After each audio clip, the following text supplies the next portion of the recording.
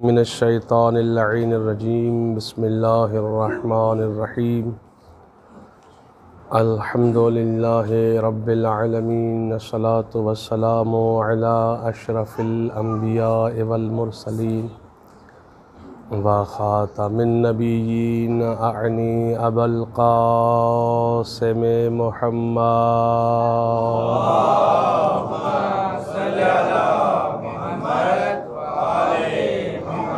अला अहले बैतिहि तय्यबीन अत्ताहिरीन अल-मअसूमीन ला सय्यमा अला बक़ियतिल्लाहिल अज़म रूही व अरवाहुना बिमक़दमिहिल फ़िदा अम्मा बअदु फ़क़द क़ाल अल्लाहु सुब्हानहु व तआला फ़ी मुहकमि किताबिहिल मजीद व फ़ुरक़ानिहिल हमीद बिस्मिल्लाहिर्रहमानिर्रहीम या अय्युहल्लज़ीना आमनू कुतिबा अलैकुमुस्सियामु कमा कुतिबा अलल्लज़ीना मिन क़ब्लिकुम लअल्लकुम तत्तक़ून।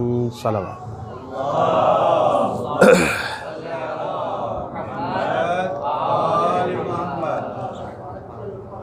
सबसे पहले तो हैयत तुल्लाब सिंध की तरफ से पहली दफ़ा माह मुबारक रमज़ान में अज़ीमुश्शान प्रोग्राम हो रहा है,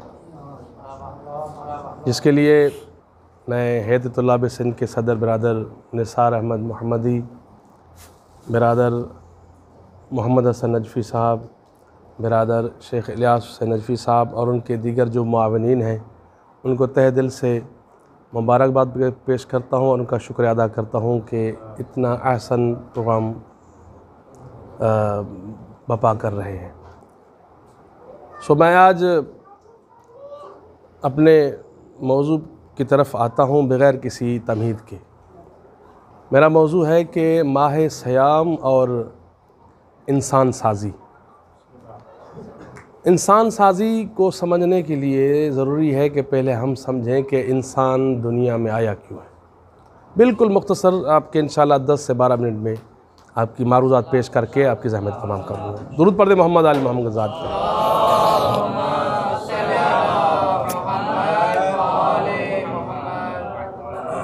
अल्लाह ने इंसान को जब पैदा किया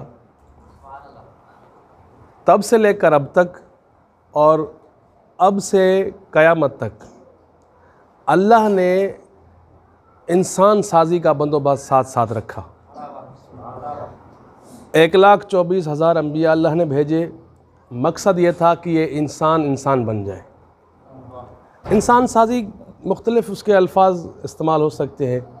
इंसान साज़ी का मतलब है कि इंसान को इंसान बनाना। इंसान साज़ी का मतलब कि जैसे अल्लाह चाहता है वैसा इंसान बनना। इंसान साज़ी का मतलब है कि जिस मकसद की अल्लाह ने भेजा है उस मकसद के साथ साथ चले। इंसान साज़ी का मतलब यह है कि इंसान कमाल तक पहुँचे। अल्लाह ने 1,24,000 अंबिया इसलिए भेजे कि ये इंसान बने। आसमानी कुतुब नाजिल की, सोहफ़ नाजिल किए। मकसद ये था कि ये इंसान बने। न सिर्फ़ अंबिया औसिया कुतुब भेजे बल्कि अल्लाह ने आप पर, हम पर, यानी सब पर वाजिब करार दिया अमर बिल मारूफ़ और नही अनिल मुनकर को, कि बुराई को बुराई समझो, बुरा समझो, बुरा कहो, अच्छाई को अच्छा समझो, अच्छाई की तलक़ीन करो। ये अमर बिल मारूफ़ और नही अनिल मुनकर। तो ये भी मकसद अल्लाह ने हमें इसलिए हुक्म दिया है कि हम इंसान बन जाएं। इंसान कैसा इंसान बने? ऐसे इंसान बने जैसे अल्लाह चाहता है। अल्लाह कैसे चाहता है कैसा इंसान बने? तो उसके लिए अल्लाह ने सूरह ज़ारियात में इरशाद फरमाया आयत नंबर 56 में कि वमा खलक़तुल जिन्ना वल इंसा इल्ला लियअबुदून, कि मैंने जिन्नों और इंसानों को पैदा ही नहीं किया सिवाय इसके कि वो मेरी इबादत करें। यानी खिलकत इंसानियत का मतलब है अल्लाह की इबादत करें। अब जब इसकी तफासिर में जाते हैं, अब जब इबादत की तरफ नज़र करते हैं तो रोज़ा भी इबादत है, नमाज भी इबादत है, हज खुम्सा भी इबादत है। अच्छा, इस इबादत की क्या अल्लाह को ज़रूरत है? हमारे रुकू की, सुजूद की, हमारे क़याम व क़ुऊद की अल्लाह को इतनी ज़रूरत है कि हमें पैदा कर दिया? नहीं, इतने अल्लाह का जो मतमए नज़र है वो कुछ और है, जो इसके वरा है, जो इसके पीछे है, जो इसके, ये गोया कि ये उसके लिए मुकदमा है। ये अल्लाह ने इंसान खल्क इसलिए किया है कि अल्लाह की इबादत की जाए, ये मकसद अल्लाह ने बयान किया है। लेकिन असल में मकसद अल्लाह का ये है, जब तफासिर में देखते हैं, तफासिर में जब झांकते हैं तो पता चलता है, मुफस्सिरीन लिखते हैं कि ले याबुदून का मतलब है ले यारिफून, कि अल्लाह ने जिन्नों और इंसानों को खल्क इसलिए किया है कि वो अल्लाह की मार्फत हासिल करे, अल्लाह के साथ उनका इर्तबात हो, अल्लाह के साथ राबता रहे, अल्लाह के साथ उनका नाता जुड़े। अब जिस इंसान का अल्लाह के साथ राबता होगा, नाता होगा, इर्तबात होगा, वो वैसा है जैसे अल्लाह उसको चाहता है। जब वैसा बंदा बन गया तो फिर इसका मतलब है वो अपने कमाल पे पहुंचा। जब कमाल, यही वजह है कि शुरू से लेकर अब तक कोशिश यही हो रही है कि जिस मकसद के लिए इंसान को अल्लाह ने पैदा किया है वो मकसद इंसान को बताया जाए, उस मकसद को इंसान पाया तकमील तक पहुँचाए। दुरूद पढ़े मोहम्मद आले मोहम्मद ज़ात पर।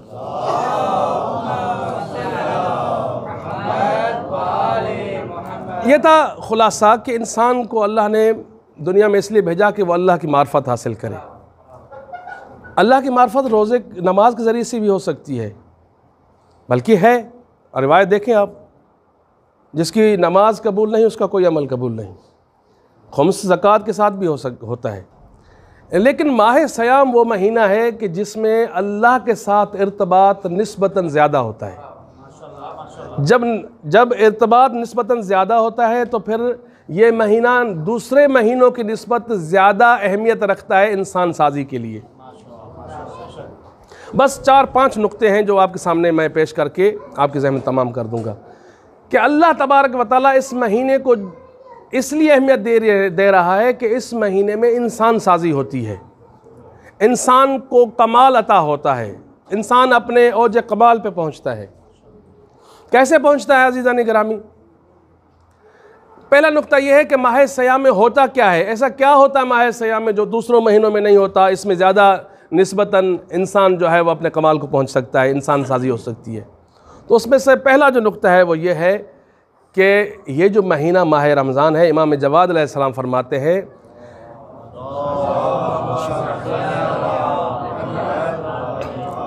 इन्ना लिकुल्लि शैइन रबीअन व रबीउल कुरान हुवा शहर रमज़ान। हर शय के लिए बहार होती है, लेकिन कुरान की बहार माह मुबारक रमज़ान है। बहार में अजीज़ों क्या होता है? बहार में वो फूल भी खिलते हैं जो फूल टहनी पर सूख जाते हैं। बहार में वो फूल भी खिलते हैं जो मुरझा जाते हैं।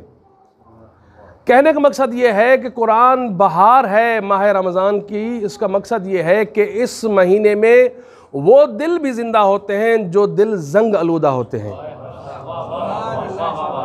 कुरान की कसरत से तलावत के ज़रिए अल्लाह ताला उन दिलों को भी ज़िंदा करता है जो दिल मुर्दा हो गए होते हैं। जब दिल मुर्दा ज़िंदा होते हैं तब इंसान अपने कमाल को पहुँचता है। दुरूद पढ़ते मोहम्मद आले मोहम्मद ज़ात पर।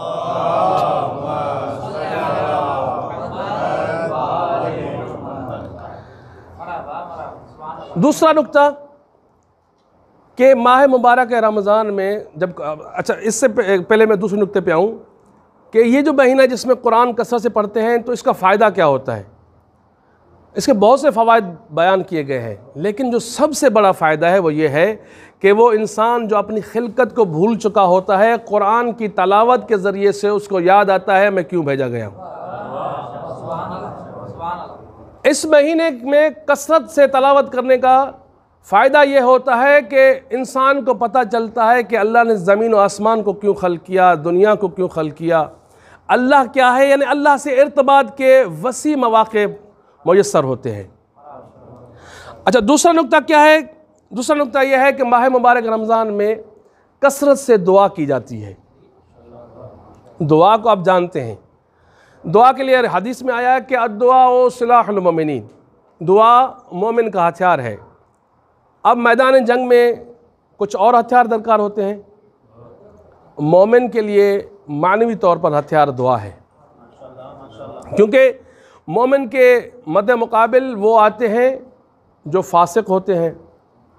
लिहाजा फासिक से लड़ने के लिए तलवार की ज़रूरत नहीं पड़ती, उसके लिए ईमान की ज़रूरत पड़ती है, उसके लिए दुआ की ज़रूरत पड़ती है। और ये दुआ जो है सबब बनता है तौफीक का। कसरत से दुआ करते हैं, दुआ तौफीक का सबब बनती है, और उस तौफीक के ज़रिए अल्लाह ताला औज कमाल अता करता है। और आप जानते हैं कि माह मुबारक रमज़ान में दुआ का एक सिलसिला होता है, बहुत सी दुआएं पढ़ी जाती हैं। अफ्तारी के लिए दुआ है, सहरी के लिए दुआ है, कुरान कसरत से पढ़ा जाता है, दुआ सबा है, दुआ इफ्तिताह है, बहुत सी दुआएं पढ़ी जाती हैं, दुआ कुमैल है। यहाँ पे बस एक मुझे जुमला याद आ रहा है क़िबला अली मुर्तज़ा ज़ैदी साहब का। उन्होंने कहा था कि जो बंदा दुआ कुमैल हर हफ्ते पढ़ता है, अब यकीन करें, दिल से पढ़े, जिसको पता भी है कि दुआ कुमैल में अल्लाह क्या कह रहा है, जो दुआ कुमैल पढ़े वो आइंदा आने वाले हफ्ते तक उसका दिल नहीं करता कि मैं गुनाह करूं।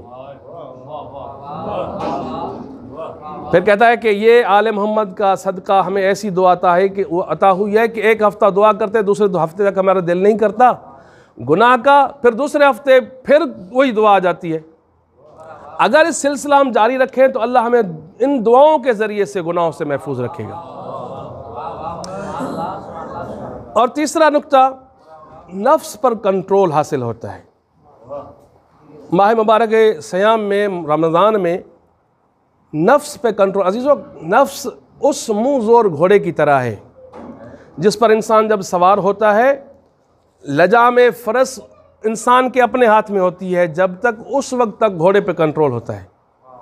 जैसे ही लजाम फ़रस, घोड़े की लजाम इंसान के हाथ से फिसली, अब घोड़ा बेकाबू हो जाता है। जब घोड़ा बेकाबू होता है तो फिर इंसान अपने बस में नहीं होता, फिर घोड़े के रहम करम पे होता है। यही वजह है, यही सबब है कि नफ्स उसी घोड़े की तरह है। जब तक इंसान का कंट्रोल नफ्स पर है तब तक ये हाकिम है, तब तक ये अशरफ अल मखलूकात भी है। जब इसका नफ्स पर कंट्रोल खो देता है तो फिर ये शैतान से बदतर बन जाता है, फिर ये अपने बस में नहीं होता, फिर उसके रहम करम पे होता है। हमने सुना है ना, ये रिवायत में भी है कि माह सयाम में अल्लाह शैतान को बंद कर देता है। भाई जब शैतान बंद होता है तो फिर ये गुनाह फिर क्यों? शैतान अजीज़ा ने ग्रामी बंद होता है, लेकिन इंसान की जो वो आदात और अदवार होती हैं वो इंसान को मजबूर करती हैं, क्योंकि फिर इंसान अपने कंट्रोल में होता है नहीं, नफ्स के रहम करम पे होता है। और माह मुबारक रमज़ान हमें नफ्स पर कंट्रोल सिखाता है। कैसे कंट्रोल? इस तरह सिखाता है कि अल्लाह के हुक्म की वजह से हम हलाल चीज़ें तर्क करते हैं। सुबह से लेकर शाम तक, सुबह से लेकर रात तक हम अल्लाह की हलाल करदा चीज़ें तर्क कर देते हैं। हलाल खाना, हलाल पीना, सब कुछ छोड़ देते हैं सिर्फ अल्लाह की रज़ा की खातिर। अब जब इंसान वैसे समझता है कि वो फ़लाँ काम मैं कैसे कर सकता हूँ, फ़लाँ काम नहीं छोड़ सकता, जो हत्ता सिगरेट पीता है वो कहता है मैं सिगरेट नहीं छोड़ सकता। अब ये जो दिन है, इन दिनों में अल्लाह की रज़ा के खातिर बंदा हलाल चीज़ें छोड़ देता है। जब यानी कि ये गोया कि ये महीना मश्क है उस कमाल तक पहुंचने के लिए कि जो चीज़ें बंदा हलाल चीज़ें तर्क कर दे रहा है, हलाल चीज़ें छोड़ रहा है। जब हलाल चीज़ें छोड़ सकता है अल्लाह की रज़ा की खातिर, तो बाकी दिनों में अगर इसी को अल्लाह की रज़ा को मलहूज़ खातिर रखे तो बाकी दिनों में हराम चीज़ें क्यों नहीं तर्क कर सकता? यानी माह मुबारक रमज़ान हमें नफ्स पर कंट्रोल का दर्स देता है, नफ्स पर कंट्रोल कैसे किया जाता है सिखाता है। हम देखते हैं ना, जब घोड़ा होता है, घोड़े पे सवारी बंदा ऐसा नहीं तो उठता है और सवारी करता है, नहीं, उसके भी मुकदमात होते हैं। पहले घोड़े पर उसको बिठाना सिखाते हैं, फिर लगाम पकड़ना, फिर आहिस्ता चलना, फिर भागना, ये सारे मराहल तय करता है। इसी तरीके से माह मुबारक रमज़ान इंसान साजी के लिए इंसान को सिखाता है कि पहले देखो सिर्फ रोज़ा क्या है? इमसाक हो, रुकना, जिसका अल्लाह मना कर रहे उसे रुक जाओ। अब जब हलाल चीज़ों को रोक रहा है वो दिन को तो रोक रहा है। अब जो सारा दिन हराम चीज़ें नहीं, हलाल चीज़ें नहीं इस्तेमाल कर रहा, फिर अल्लाह ने उसको इजाज़त दे दी कि तुम रात को वो खा सकते हो, वो कर सकते हो। यानी दिन को आपने मश्क की, रात को अल्लाह कह रहा है तुम्हें इजाज़त है कुछ देर के लिए। फिर इसी तरीके से अगर यही सिलसिला हम मुस्तमिर रखें, कंटिन्यू रखें, तो इंसान इसी माह मुबारक रमज़ान के मश्क के ज़रिए से इंसान अल्लाह के करीब तर होता चला जा सकता है। दुरूद पढ़ मोहम्मद आल मोहम्मद ज़ात पर। चौथा नुक्ता यह है कि माह सियाम के ज़रिए से इखलास का पता चलता है। माह मुबारक नमाज में भी इखलास की ज़रूरत है, खुम्स ज़कात के लिए भी इखलास की ज़रूरत है, तमाम चीज़ों के लिए इखलास की ज़रूरत है। लेकिन माह रमज़ान में रोज़ेदार के लिए खुलूस की ज़्यादा ज़रूरत होती है। रोज़ा वो इबादत है जो खालिसतन अल्लाह के लिए रखा जाता है। जब ये रोज़ा खालिस अल्लाह के लिए है, देखें बाकी इबादतों के लिए अल्लाह ने कहा कि नमाज़ पढ़ोगे तो ये अजर है, खुम्स दोगे ये अजर है, ज़कात दोगे ये अजर है। लेकिन माह मुबारक रमज़ान के लिए अल्लाह ने रोज़ेदार को कहा कि अस्सौम ली व अना अज्ज़ी बिही, और रोज़ा मेरे लिए है, मैं ही उसका अजर दूंगा। अब जिसका जितना खुलूस होगा इतना उसको अजर मिलेगा, क्योंकि ये वो अमल है जो मानवी अमल है जिसका डायरेक्ट अल्लाह से इर्तबात है।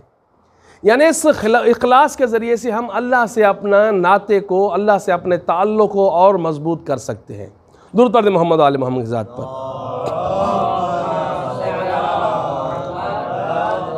बस आखिरी नुक्ता और आपकी ज़हमत तमाम।